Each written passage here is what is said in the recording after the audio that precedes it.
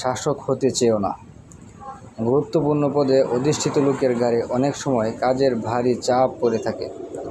কখনো কখনো এই দায়িত্বের কারণে তাদের সুস্থতা ও সুখ দূর হয়ে যায়।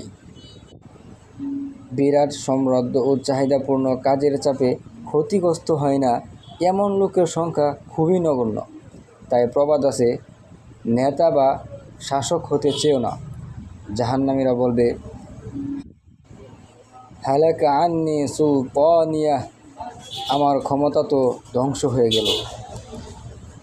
আচ্ছা, মনে করুন পুরো পৃথিবীটাই আপনার। অবশেষে এসব কিছু কোথায় যাবে?